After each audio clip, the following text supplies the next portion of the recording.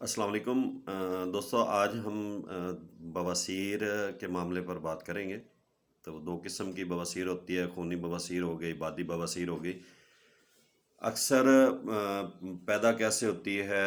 زیادہ تر چکناہٹ والی چیزیں ہوٹلنگ کرنے سے، یا زیادہ مثالیں سے، یا گرم چیزیں استعمال کرنے سے یہ بادی بواسیر ہوتی ہے۔ یا اکثر لوگ معدے کے مسائل میں گر جاتے ہیں اور وہ اس کا صحیح علاج نہیں کرتے، جس کی وجہ سے وہ معدے کے خراب ہونے کی وجہ سے یا قبض ہونے کی وجہ سے بادی بواسیر ہوتی ہے۔ بادی بواسیر میں علامات میں کیا ہو جاتا ہے کہ مقد کی جگہ پہ خارش ہونا شروع ہو جاتی ہے، حاجت کے وقت درد ہوتا ہے، جلن پیدا ہوتی ہے۔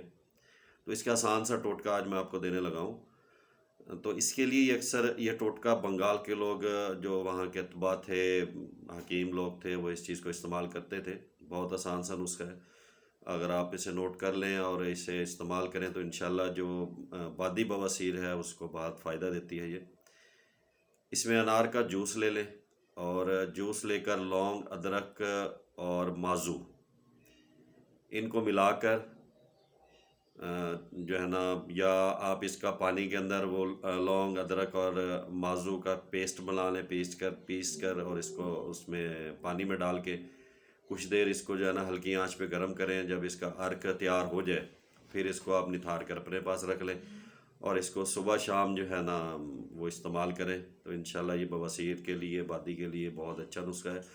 اور اس کے ساتھ ساتھ آپ دوپہر کے ٹائم 3 دانے انجیر کے ساتھ، اور گنے کا جوس تازہ ہو، اور اس میں کوشش کریں کہ جہاں سے آپ لیں وہاں کے لوگ اکثر اس میں سکرین استعمال کرتے ہیں، سکرین استعمال نہ کروائیں۔ اس کے بغیر فریش آپ جوس لیں گنے کا، اور اس کے ساتھ 3 عدد انجیر کے دانے لیں، اور اس کے ساتھ یہ استعمال کریں۔ انشاءاللہ اس سے جو لوگ بواسیر کے معاملے میں گرے ہوئے ہیں، جن کا صحیح نہیں ہو رہا، تو انشاءاللہ اس سے بہت جلد وہ جو ہے نا بہتر ہو جائیں۔ لیکن اس کے ساتھ ساتھ اگر کسی کو قبض ہے تو قبض کے معاملے کو لازمی حل کریں، کیونکہ جب تک قبض ٹھیک نہیں ہوگی آپ کے معاملات نہیں ٹھیک ہوں گے۔ انشاءاللہ نیکسٹ ویڈیو میں جو ہے قبض کا ایک اور اچھا نسخہ آپ کو بھیجوں گا۔